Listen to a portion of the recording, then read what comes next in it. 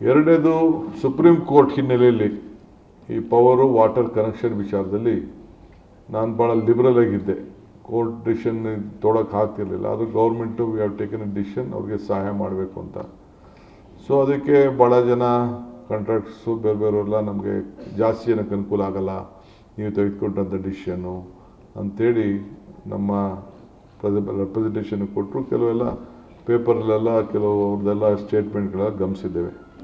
ಅದಕ್ಕೆ ನಾವು ಇದು 31/5/2000 ಒಳಗಡೆ ಯಾರ್ಯಾರು ಕಟ್ಟಡಗಳನ್ನು ಪೂರ್ಣಗೊಂಡಿದೋ ಅಂಥವ್ರಿಗೆ ಅಂತ ಹೇಳಿ ನಾವು ಹೇಳಿದ್ದು. ಅವರು ನಮಗೇನು ಅನುಕೂಲ ಆಗಲ್ಲ ಅಂತ ಹೇಳಿದ್ದಾರೆ. ಸೊ ನಾನು ನಮ್ಮ power department, RDPR ministry, urban development ministry ಅವ್ರದ್ದೆಲ್ಲ ಚರ್ಚೆ ಮಾಡಿದ್ದೇನೆ ಕ್ಯಾಬಿನೆಟಲ್ಲಿ. ಅವರು ಕೂಡ ಸಲಹೆಗಳನ್ನು ಕೊಟ್ಟಿದ್ದಾರೆ.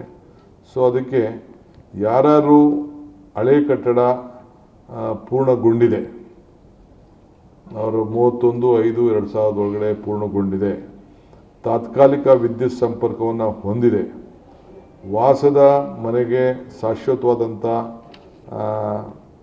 ಸಂಪರ್ಕ ಪಡೆಯಲು ಅರ್ಜಿಯನ್ನು ಸಲ್ಲಿಸಿದ್ದಾರೆ, ಅವರಿಗೆ 15 ದಿನ ಅವಕಾಶವನ್ನು ಕೊಡ್ತೇವೆ. 15 ದಿನ ಅಂದರೆ ಇವತ್ತು ಯಾವತ್ತು ಜಿಒ ಇಶ್ಯೂ ಆಗ್ತದೆ ಇದರ ಆ ಜಿಒ ಇಶ್ಯೂ ಆದ ದಿನ 15 ದಿನ ಅವರಿಗೆ ಅವಕಾಶ ಕೊಡ್ತೀವಿ. 15 ದಿನದಲ್ಲಿ ವಿತ್ ಫೋಟೋ ಆ್ಯಂಡ್ GPS.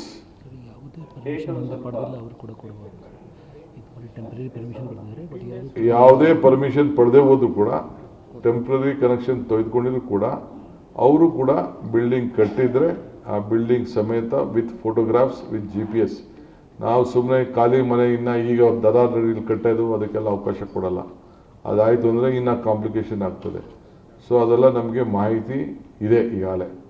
ಅದಕ್ಕೂ ಕೂಡ ನಮ್ಮ ಅಧಿಕಾರಿಗಳಿಗೆ ನಾವು ಅದಕ್ಕೆ ಪಂಚಾಯತಿ ಲೆವೆಲಲ್ಲಿ, EO ಲೆವೆಲಲ್ಲಿ, ಕಾರ್ಪೊರೇಷನಲ್ಲಿ ಅದಕ್ಕೆಲ್ಲ ಡೈರೆಕ್ಷನ್ಸ್ ಕೊಡ್ತೇವೆ ನಾವು. ವಿ ವಿಲ್ ನಾಟ್ ಅಲೋ ಹೊಸ ಕನ್ಸ್ಟ್ರಕ್ಷನ್ನ ಮಾಡೋಕ್ಕೆ ಅವಕಾಶ ಇಲ್ಲ. 15 ದಿನ ಮಾತ್ರ ನಾವು ಟೈಮ್ ಕೊಡ್ತಾ ಇದ್ದೀವಿ. ಆ ನೋಟಿಗೆ ಇದನ್ನು ಜಿಒ ಇಶ್ಯೂ ಆದ್ದಿಂದ ಅಷ್ಟರೊಳಗಡೆ ಅವರು ಅರ್ಜಿಯನ್ನು ಸಂಬಂಧಪಟ್ಟವ್ರಿಗೆ ಯಾರಿಗೆ ಪವರ್ ಕನೆಕ್ಷನ್ ಕೊಡಬೇಕೋ ಅವರು ಕೊಡೋಂಥ ಒಂದು ವ್ಯವಸ್ಥೆನ ನಾವು ಮಾಡ್ತೀವಿ. So photo and GPS location is compulsory. Government ಆರ್ಡ್ರಿಂದ 15 ದಿನ. ಗೌರ್ಮೆಂಟ್ ಆರ್ಡ್ರು ನಾಳೆ ಆಗ್ಬೋದು, ಇವತ್ತಾಗ್ಬೋದು, ನಾಳಿದಾಗ್ಬೋದು. 15 ದಿನ ಆರ್ಡ್ರ್ ಆದ್ದಿಂದ 15 ದಿನ. ಯಾಕೆಂದರೆ ನಾವು ಅದನ್ನು ಕ್ಲೀನಾಗಿ ಡೀಟೇಲಾಗಿ ಸ್ವಲ್ಪ ಬರಿಬೇಕು, ಅದಕ್ಕೋಸ್ಕರ. ಆಮೇಲೆ ರೈತರಿಗೆ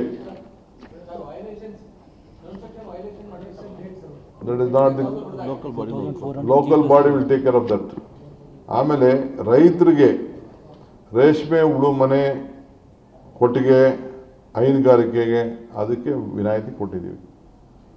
ಪ್ಯೂರ್ಲಿ ನಗರದಲ್ಲ, ಬೆಂಗಳೂರು ಸಿಟಿಲಲ್ಲ, ಹಳ್ಳಿಲಿ ಗ್ರಾಮೀಣ ಪ್ರದೇಶದಲ್ಲಿ ಕೆಲವು ರೇಷ್ಮೆ ಮನೆಗಳು ಸ್ವಲ್ಪ ದೊಡ್ಡದಾಗಿ ಕಟ್ಕೊಂಡಿರ್ತಾರೆ. ಅದು ಸೈಜೇ ದೊಡ್ಡದಿರ್ತದೆ. ಕೊಟ್ಟಿಗೆಗಳು ಕಟ್ಕೊಂಡಿರ್ತಾರೆ. ಆಮೇಲೆ ಹೈನುಗಾರಿಕೆಗೆ ಹಸುಗಳಿಗೆ ಕಟ್ಕೊಂಡಿರ್ತಾರೆ. ಅಂಥವಕ್ಕೆಲ್ಲ ಕೂಡ ವಿನಾಯಿತಿಯನ್ನು ಕೊಟ್ಟಿದ್ದೀವಿ ನಾವು. ಕೋಳಿ ಸಾಗಣೆ ಮಾಡ್ಕೊಂಡಿರ್ತಾರೆ.